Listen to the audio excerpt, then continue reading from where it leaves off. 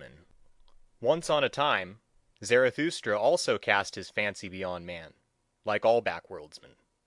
The work of a suffering and tortured God did the world then seem to me.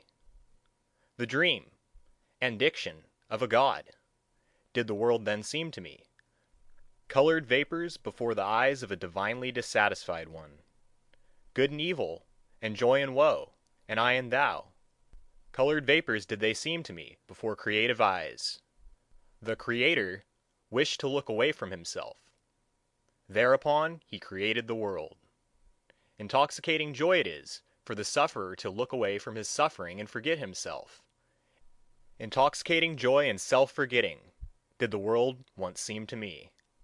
This world, the eternally imperfect, an eternal contradiction's image and imperfect image, an intoxicating joy to its imperfect creator. Thus did the world once seem to me. Thus, once on a time, did I also cast my fancy beyond man, like all backworldsmen. Beyond man? Forsooth? Ah, ye brethren, that God whom I created was human work and human madness, like all the gods. A man was he, and only a poor fragment of a man and ego. Out of mine own ashes and glow it came unto me, that phantom. And verily, it came not unto me from the beyond. What happened, my brethren? I surpassed myself, the suffering one. I carried mine own ashes to the mountain. A brighter flame I contrived for myself. And lo! Thereupon the phantom withdrew from me. To me, the convalescent, would it now be suffering and torment to believe in such phantoms.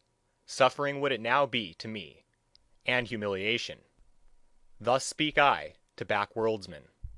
Suffering was it, and impotence, that created all backworlds, and the short madness of happiness, which only the greatest sufferer experienceth.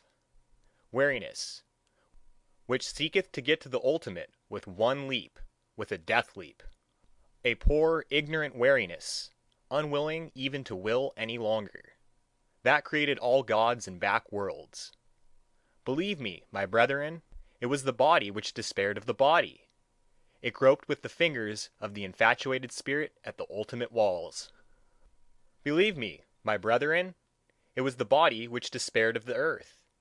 It heard the bowels of existence speaking unto it, and then it sought to get through the ultimate walls with its head, and not with its head only, into the other world.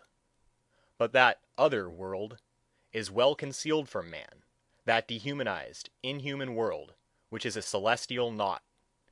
And the bowels of existence do not speak unto man, except as man. Verily, it is difficult to prove all being, and hard to make it speak.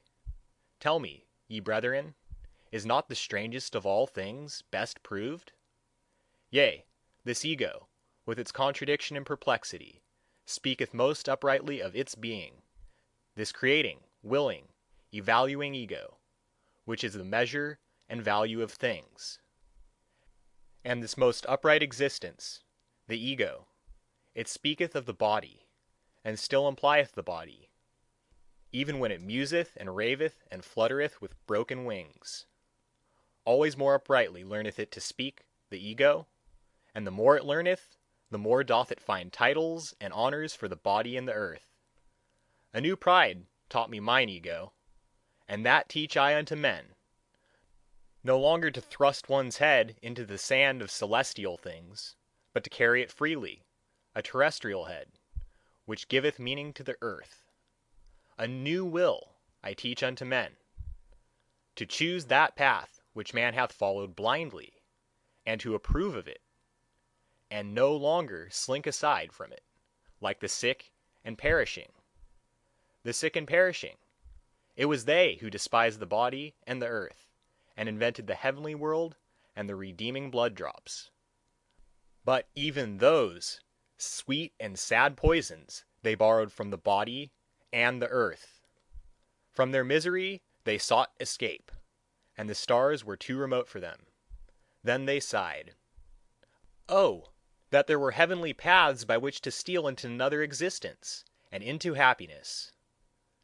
Then they contrived for themselves their bypaths and bloody draughts. Beyond the sphere of their body, and this earth, they now fancied themselves transported, these ungrateful ones. But to what did they owe the convulsion and rapture of their transport? To their body and this earth. Gentle is Zarathustra to the sickly. Verily, he is not indulgent at their modes of consolation and ingratitude. May they become convalescents and overcomers, and create higher bodies for themselves. Neither is Zarathustra indignant at a convalescent who looketh tenderly on his delusions, and at midnight stealeth round the grave of his God. But sickness and a sick frame remain even in his tears. Many sickly ones have there always been among those who muse, and languish for God. Violently they hate the discerning ones, and the latest of virtues, which is uprightness.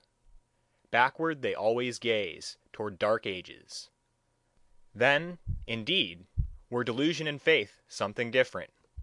Raving of the reason was likeness to God, and doubt was sin.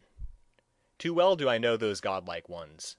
They insist on being believed in, and that doubt is sin. Too well, also, do I know what they themselves most believe in. Verily, not in backworlds and redeeming blood drops, but in the body do they also believe most, and their own body is for them the thing in itself.